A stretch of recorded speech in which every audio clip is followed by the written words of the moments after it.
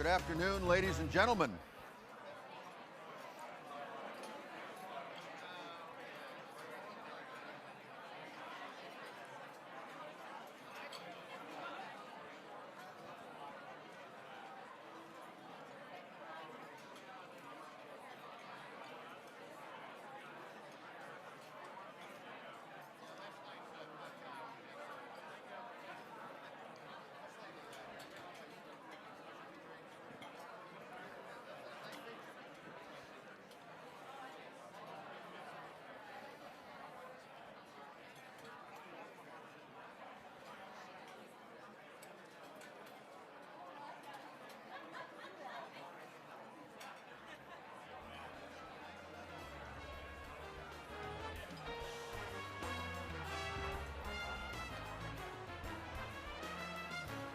Good afternoon, ladies and gentlemen, and it is my great pleasure to welcome all of you to the 37th Annual PROSE Awards here at the Ritz-Carlton Hotel in Washington, D.C.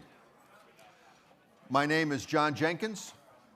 I'm the chairman of the PROSE Awards, and not only do I welcome you to this great festivity today, but also folks that are watching all over the world via our webcast, which is live right now on proseawards.com, as well as on YouTube, and folks that may be looking later, much later, at this as we record it and post it on proseawards.com. So I welcome all of you in this room to begin having your first course at this event, because we have a very full hour and a half for you, a very full 90 minutes to follow me.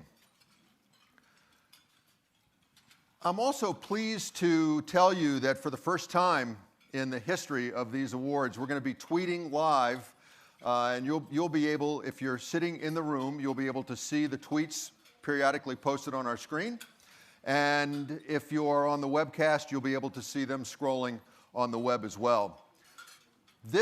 I want you all to relish this opportunity. This is probably the only time at this meeting, and maybe one of the rare times in your careers, where you'll be invited to get out your BlackBerry, get out your smartphone, and start typing away. If you're not tweeting, you might also be looking at your office email or texting a friend or whatever, but we're not going to call you out on it here, okay? We want you to enjoy yourself, and we want to see your tweets with the hashtag PROSE Awards, just as if you were in Madison Square Garden texting your buddy in another section, okay? We are here today to reward and award the very best in professional and scholarly publishing. And I want to tell you that, just on a personal note, if you were one of our winners, if you were one of our 43 category winners this year, you have achieved something that is a very big deal. We had more entries in prose this year than at any point in the history of our awards.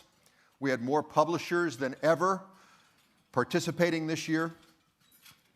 And the ability to win, the winning of an award here at PROSE this year is something that is unique in our industry, because if you've won this award, you have won an award that really rewards the whole package of a book. Not only the content, the scholarship, but the design, the functionality, electronic, print, journal.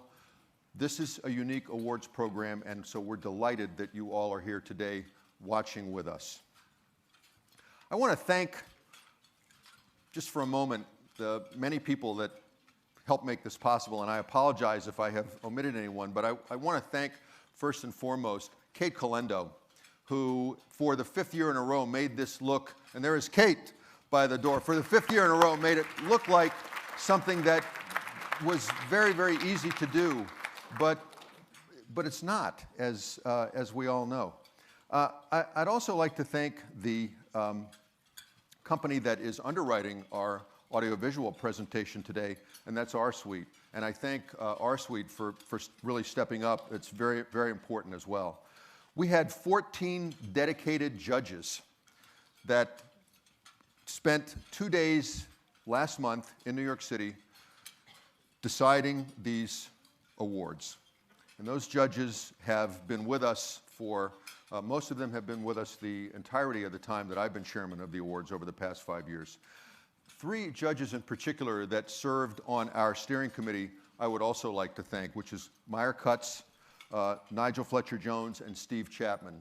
All 3 were my go-to guys and Kate's go-to guys as we came down the stretch to pull all this together, and there are a lot of moving parts to pull it all together. And finally, I'd like to thank John Tagler and Sara Pinto and everybody else at the Association of American Publishers in New York City who, they're really a kind of a small platoon of people working for our industry, but they make themselves look so big. And there's John and Kate and Sara over there. They make themselves look so big that they're kind of like seemingly a gigantic army, but they're really an army of just a few people. So they're very, very wonderful. And so I'd just like to have a round of applause for everybody that has helped us with this program this year.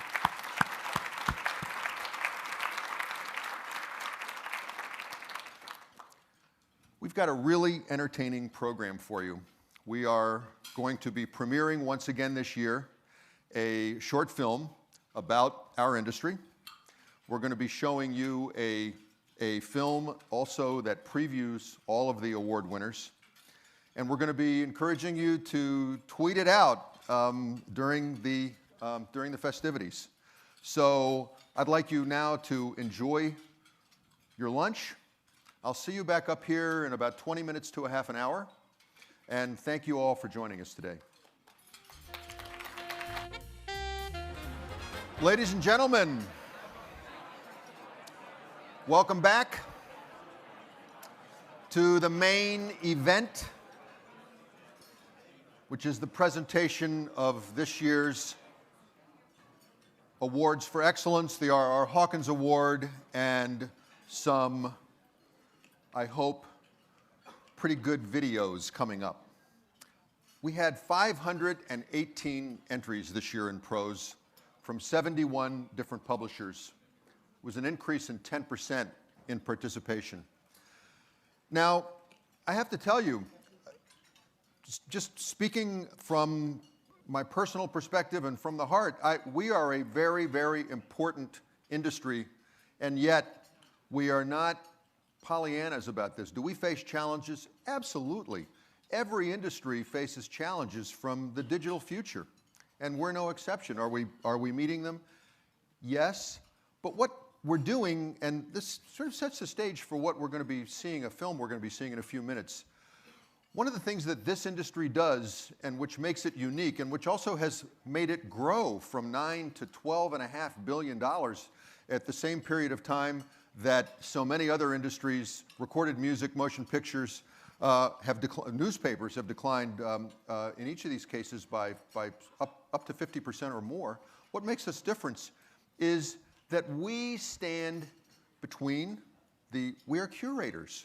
We take knowledge and we do something with it. We edit it, we filter it, we tell the reader, the user, what is important. And that is so absolutely essential, what makes our industry unique and will never, never be taken away from us.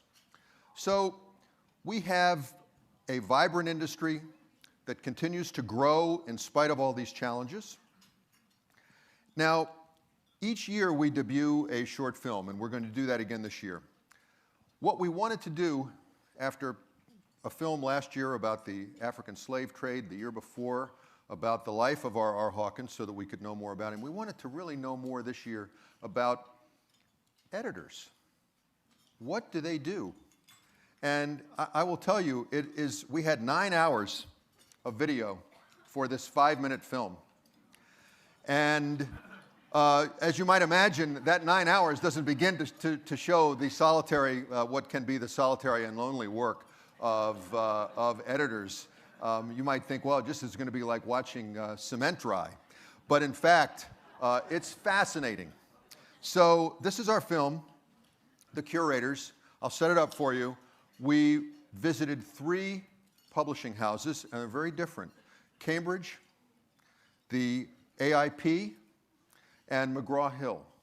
So a commercial, a society, and a university press.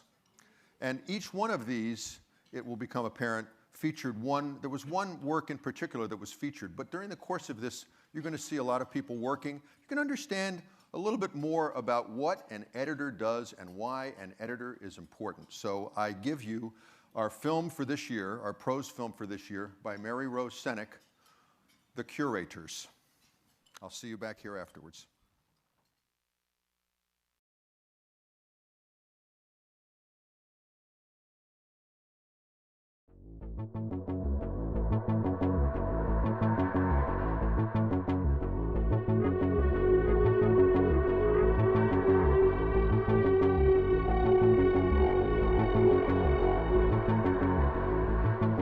Faced with the flood of information in the modern world, the expert's job is to place limits and to impose standards. In a world of infinite choice, it's the editor who is the king.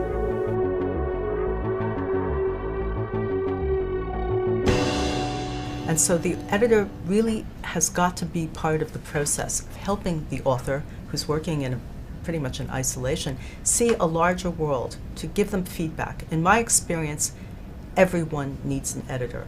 This is a great cover image. Where did that come from?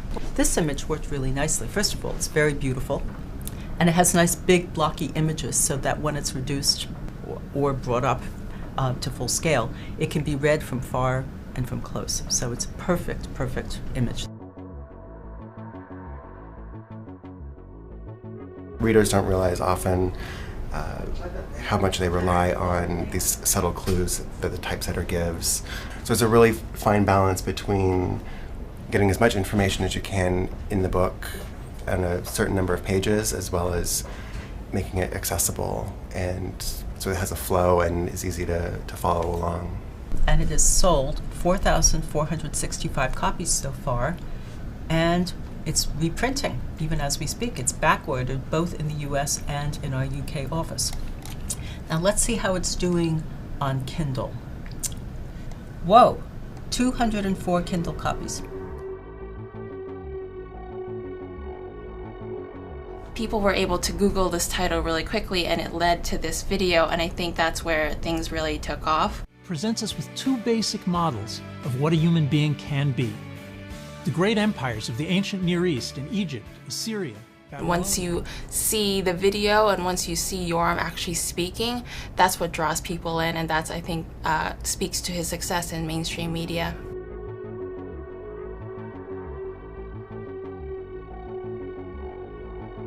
They needed someone who had their mind around all of that complexity and context to all that different world to take what mattered and to construct some kind of reasonable narrative. I think our main job with the Journal of Chemical Physics is really for the journal to address the community as it's becoming. It's no longer the community that it was back in 1933. We were founded to publish print journals.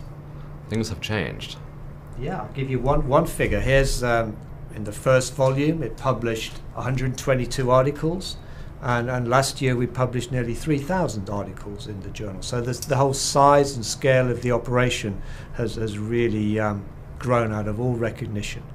We released something called the Editor's Choice, and which is a nice cross-section of what the journal has to offer in terms of, you know, biochemical physics or surface physics or other aspects, other sections of the work. And so the editors choose what they see as representative. Nothing is more important than this issue of editing. Someone to act as a gatekeeper and a tastemaker. Who likes that one the most? So we have 8 people who like number 1 the most. And so right now, what we've been working on, the Access products have been in the market in some form for close to 10 years now, and we're working on the next generation of design and web enhancements for these products and really make them a lot more useful for our core audience. Like, I don't like the 3D design that's really popular in terms of ways of designing web pages. One of the things that you've been pushing for a lot has been depth and also flow. So depth, but not in terms of 3D effects of something that's naturally flat. But I don't think it has great flow, and that's why if we look at, I believe it was 4. You know, I think the project that we've been working on for the past year has been a real team effort. We have about 12 people here working on it, and so this whole project has been a process of trying to balance everything out to come up with a very cohesive and forward-thinking whole.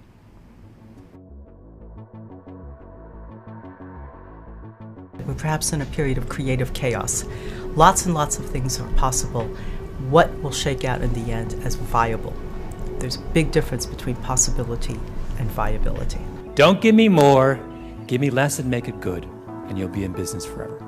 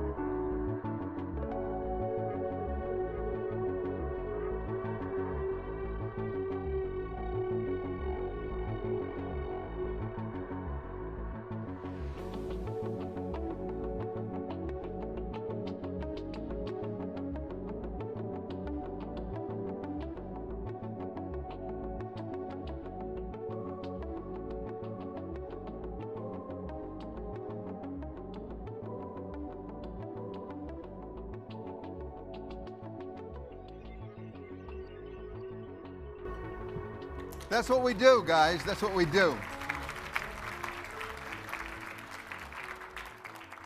The be in business forever part, that would be great, wouldn't it? That would be wonderful. Just put it on autopilot and away we go. So I hope you enjoyed that. It really is what the value add is what we do as professional scholarly publishers. So it's now time for the PROSE Awards for Excellence. This is how this works. We have over 40 category winners. Each of those category winners falls into one of 5 larger categories, and in each of those 5 categories, here on stage, we are going to honor the winner in each of those 5 categories. The press release noting all category winners was on your desk, not on your desk unless you had an office behind me here. It was on your chair, and I will also say that all of the category winners are going to be available outside of this room, set up so that you can see them after our luncheon today. Before we announce these 5 winners, give me 2 minutes, please, to set up how difficult it really is to win one of these awards. Thank you.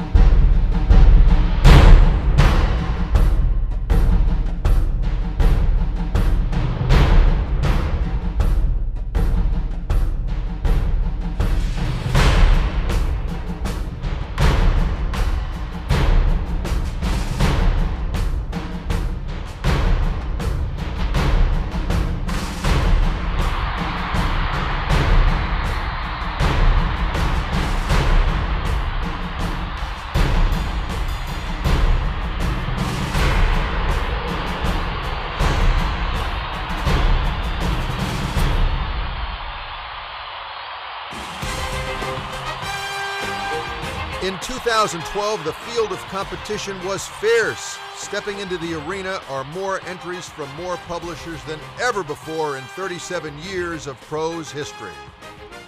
Books, reference works, e-products, and journals all battling it out for the R.R. Hawkins Award. Of 43 category winners, who will take that top prize? Will it be a past MVP? Or will it be a rookie, one of 25 first-time entrants that leaves the field victorious? Will a university press, professional association, or commercial publisher find its way to the end zone? Will the trophy go to a PSP STM publisher, AAP Trade House, or AAUP member company?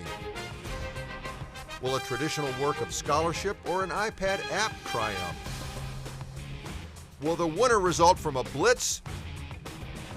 Or will a wild card emerge the champion? Will fortune favor the humanities and social sciences or the biological and physical sciences? Will it be a book that wins, or will it be a single, multi-volume, or online reference work? The media have spoken. The players have taken the field. PROSE officials have made the final call. 2 minutes on the clock. The field is set. You've seen the competitors. Now see who takes home the prize.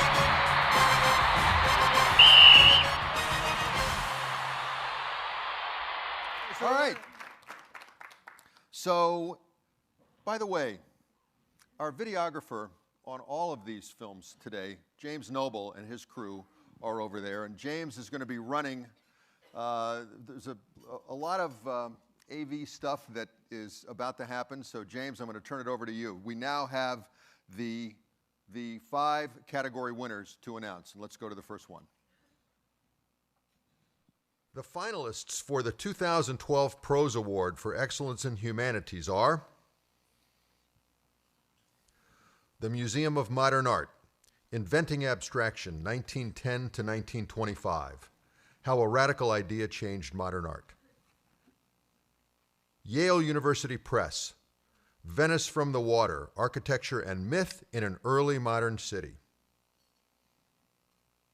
Aquila Polonica Publishing, The Auschwitz Volunteer, Beyond Bravery.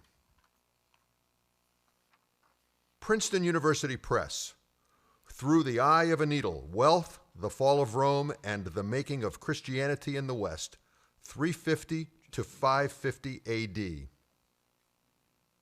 Getty Publications, The Visions of Tondal. Cambridge University Press, The Wars for Asia, 1911 to 1949. HarperCollins Publishers, The Story of Ain't. Harvard University Press, Gothica, Vampire Heroes, Human Gods, and the New Supernatural. University of Massachusetts Press, Covering America, A Narrative History of a Nation's Journalism. Oxford University Press, Modernist Mysteries, Persephone. Oxford University Press, The Geometry of Desert. Wiley Blackwell, Kantian Reason and Hegelian Spirit, The Idealistic Logic of Modern Theology. Scribner, American Canopy, Trees, Forests, and the Making of a Nation. That's it? Okay. Who is the winner? We'll find out. Let's find out. The 2012 PROSE Award for Excellence in Humanities goes to Princeton University Press, Through the Eye of a Needle, Wealth, the Fall of Rome, and the Making of Christianity in the West, 350 to 550 AD. Accepting the award for Princeton University Press, please welcome Peter Doherty. All right.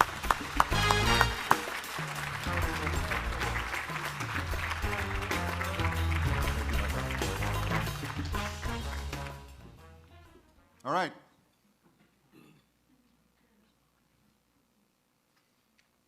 The finalists for the 2012 PROSE Award for Excellence in Social Sciences are the American University in Cairo Press, Ancient Nubia, African Kingdoms on the Nile. Princeton University Press, Mathematical Excursions to the World's Great Buildings. Princeton University Press, Finance and the Good Society. The MIT Press, Getting It Wrong, How Faulty Monetary Statistics Undermine the Fed, the Financial System, and the Economy. The University of Chicago Press. What is education? Elsevier Science and Technology, Anderson Publishing. Policing in America, Exam Cram. Princeton University Press. The Unheavenly Chorus, Unequal Political Voice and the Broken Promise of American Democracy. Oxford University Press, Infrastructure, the Social Value of Shared Resources. Oxford University Press, Social Perception and Social Reality, Why Accuracy Dominates Bias and Self-Fulfilling Prophecy. Princeton University Press, Against Security, How We Go Wrong at Airports, Subways, and Other Sites of Ambiguous Danger.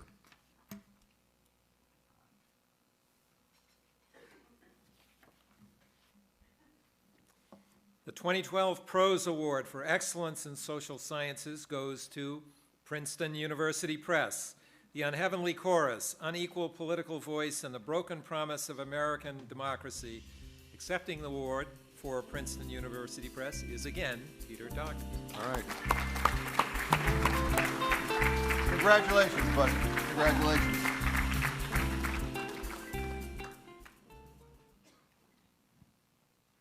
Next, the finalists for the 2012 PROSE Award for Excellence in Physical Sciences and Mathematics are John Wiley and Sons, Bioinspiration and Biomimicry in Chemistry, Reverse Engineering Nature. Could you give this to Peter? Elsevier Science and Technology, Practical Text Mining and Statistical Analysis for Non-Structured Text Data Applications. Cambridge University Press, Modern Statistical Methods for Astronomy with R applications. University of California Press, Atlas of Yellowstone. Cambridge University Press, Networked Life, 20 Questions and Answers. McGraw-Hill Professional, Access Engineering. The University of Chicago Press, Visible Empire, Botanical Expeditions and Visual Culture in the Hispanic Enlightenment. American Chemical Society, ACS Catalysis. John Wiley and Sons, Classic Problems of Probability.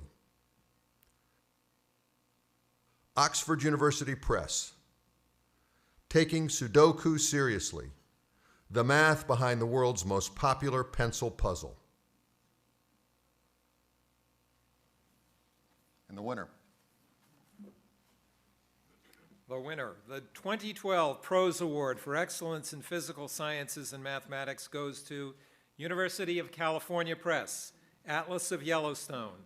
Accepting the award for the University of California Press, please welcome Kim Robinson.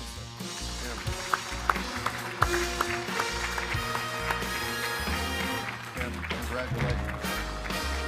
This is yours.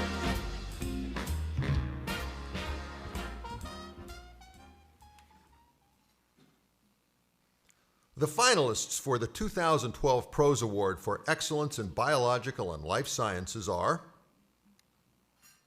Harvard University Press, Arthropod Brains, Evolution, Functional Elegance, and Historical Significance. Harvard University Press, Curious Behavior, Yawning, Laughing, Hiccuping, and Beyond. Oxford University Press, Dignity Therapy, Final Words for Final Days. Elsevier, SimChart. Elsevier, Know the Body, Muscle, Bone, and Palpation Essentials.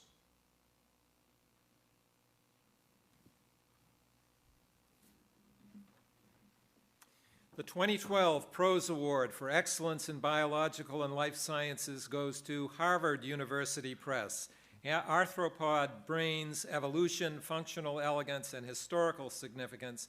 Accepting the award for Harvard University Press, please welcome Michael Fisher. All right.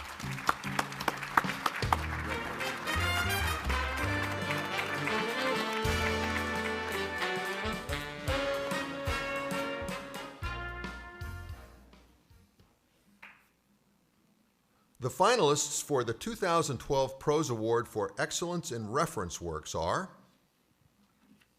Oxford University Press, Oxford Bibliographies Online, Cambridge University Press, The Cambridge History of Religions in America, Elsevier Science and Technology, Comprehensive Renewable Energy, Oxford University Press, The Oxford Handbook of African American Citizenship, 1865 to the present. Elsevier Science and Technology, Academic Press, The Laboratory Rabbit, Guinea Pig, Hamster, and Other Rodents.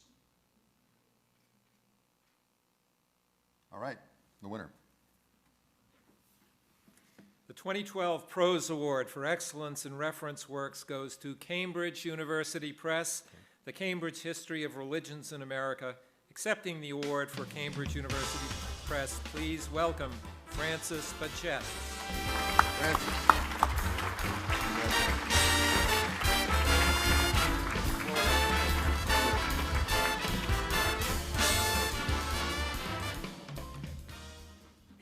Don't go anywhere. Okay. Don't go anywhere. All right. So those 5 works are now in contention for the R.R. Hawkins Award. And by now, you should all know the importance of R.R. Hawkins as a great librarian in the 1950s at the New York Public Library. So it's totally fitting that we name the top prize in our profession for this great man. And I'd like now to show, once again, the 5 works that are in contention for this prize.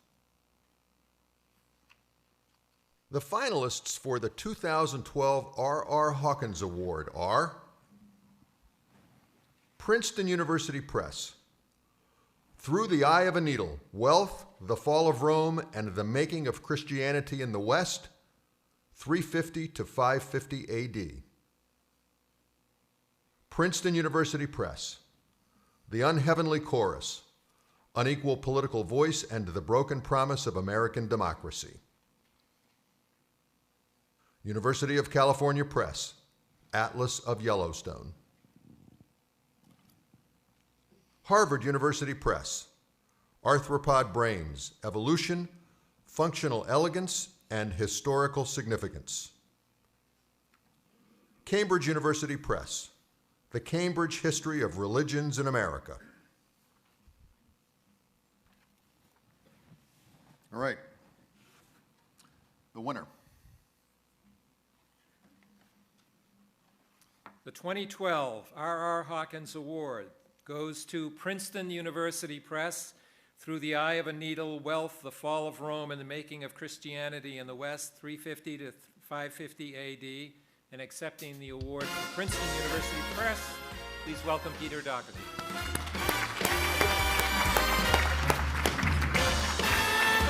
And don't go anywhere.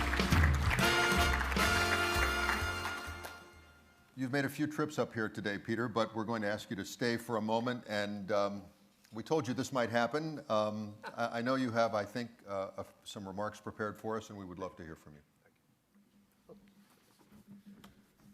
Thanks, everybody. I hope this is my speech here. Thanks, everyone, and I'd especially like to thank the judges, our sponsor, and John Jenkins and Kate Calendo for organizing the awards lunch, and all the people who make it possible. The annual awards luncheon has evolved into a very special event for me personally and for publishers and authors in general, and I think a fitting tribute to the great books we publish and bring to market. At Princeton University Press, I'd like to thank the team that brought the publication of Peter Brown's great book, Through the Eye of a Needle, including its extraordinarily able editor, Rob Tempio, its production editor, Debbie Teagarden, designer Tracy Baldwin, and publicists Casey Lavella and Caroline Priday. I'm especially pleased with the quality of the bookmaking that went into the publication of this great book. In fact, Peter Brown himself has kindly complimented us on the book's design and production, as has Gary Frazee, the head of our distribution center. People in this room will know that when you get compliments from both the author and the head of the warehouse, you must have done something right. When we published Through the Eye of the Needle back in September, I had the occasion to tell a friend and colleague of ours once in trade publishing about it, and noted that it had broken the coveted ranking threshold of 1,000 at Amazon.com and appeared to be holding its own there. My friendly former trade colleague asked me what the book was about, and I explained that it was a historical analysis of changing patterns of culture and economy in Western Europe between 330 and 550 AD. Following a long pause, my friend remarked, "Princeton really is a scholarly publisher, isn't it?" To which I answered a resounding yes. I didn't have the heart to tell her the book is 806 pages long. I could have answered my friend's question differently by explaining that Peter Brown is perhaps the world's greatest living historian, that he has done more than any scholar of his and maybe any generation to illuminate the so-called Dark Ages, and that since publication of his first books, Augustine of Hippo in 1967, and The World of Late Antiquity in 1971, which is a book that I sold as a college textbook rep for Harcourt Brace Jovanovich beginning back in the early 70s. Peter Brown has done nothing but publish great books. As one of the reviewers of Through the Eye of a Needle remarked, it can't really be called a magnum opus because every book Peter Brown has published could be described as a magnum opus. Speaking of reviews, Brown's book garnered the single most adulatory sentence I've ever read in a book review. Writing in the New York Review of Books shortly after publication, Gary Wills paid Brown's book the ultimate compliment, saying, "It is a privilege to live in an age that could produce such a great masterpiece of historical literature." Will's review was followed by a swarm of equally laudatory reviews on both sides of the Atlantic. Typically, when you publish a book of 800 pages, you expect a long wait for reviews in prominent publications. This was not one of those times. So what is this book, with its long title, long page count, and long list of reviews, about? In the first blush, it is a history of the role wealth played in the transition from the Roman Empire through the rise of the Christian West. Peter Brown tells the story of how the early Christian church, which once renounced wealth, heeding the biblical admonition that it is easier for a camel to pass through the eye of a needle than for a rich man to enter heaven, grew to be the wealthiest institution in Western Europe through the absorption of the large fortunes of its new converts from the Roman elite, as well as from the Roman middle class. These new Christians were eager to tithe their worldly goods to the church in return for the promise of eternal life. After a fractious debate among the church fathers over whether to accept and what to do with this newfound wealth, Christians saw an opportunity to at once help those in need, expand their influence, and yes, even enrich their coffers along the way. Brown wears his learning lightly, and yet there isn't a page in this book where one doesn't learn something, a point made by a reviewer who described it as, and I quote, deliriously complicated. Complicated, that is, in the scope and breadth of Brown's erudition and insight. My own view is that beyond its account of history, institutions, culture, and people, this great book is very much about social justice. As never before, when I hear economists and pundits discussing poverty, inequality, homelessness, hunger, immigration, I see the trails of these well-worn discussions leading back to the early Christian West and marvel at how these trails have been lit up brightly by the great Peter Brown. By shining a light on this seemingly remote time, he has illuminated our own condition. Much as I admire the message of Peter Brown's book, I find the medium noteworthy because Through the Eye of a Needle is, at its heart, a monograph. And as such, it is a tribute to this vitally important genre of scholarship and of scholarly publishing. By monograph, I mean it is simply the literary result of a single sustained campaign of research into a well-defined subject. Books that conform to this description are the stock and trade of all university presses as well as many commercial scholarly publishers, especially those working in the humanities and social sciences. Despite the steady and relentless contraction of the market for monographs due to a generation's shrinkage in library book budgets, successful publication of a book like Peter Brown's Through the Eye of a Needle reaffirms the value and vitality of the monograph as a basic scholarly art form, and the role of the editor and publisher in bringing the book to market, maintaining it, and positioning it for its eventual translation, teaching, research, and long life in both print and digital form. Peter Brown, great scholar and writer, and his award-winning book, a flagship monograph for the ages, thus serves not only to advance the frontier of knowledge, but also to inspire us as publishers to work with librarians, aggregators, booksellers, foreign publishers, and the scholarly media to renew our commitment to this sturdy but challenged genre, and to seek new and exciting ways of reinventing the monograph for the Peter Browns of the future and coming generations of scholarly readers. Thank you very much.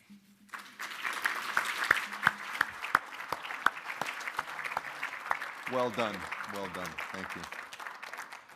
So, that's our show. Now, I will tell you that in the Lincoln Room, which is somewhere in this hotel, or at the White House, we have our photographer James Kim will be snapping photos of all of the winners, including the category winners. If you will join us there, if you would like to have your picture taken with Tom, we would be delighted to have you, and we will do that immediately following the end of this session. And our books are outside. I invite you to stay tuned back to proseawards.com to look at all the tweets that we got, literally probably hundreds of them, and to enjoy the rest of this conference and relish in the great work that we are celebrating today. So I thank you all for coming, and I look forward to seeing you up on this stage again next year. Thank you. Thanks to everybody. Thanks to all the winners. Congratulations. Have fun, guys.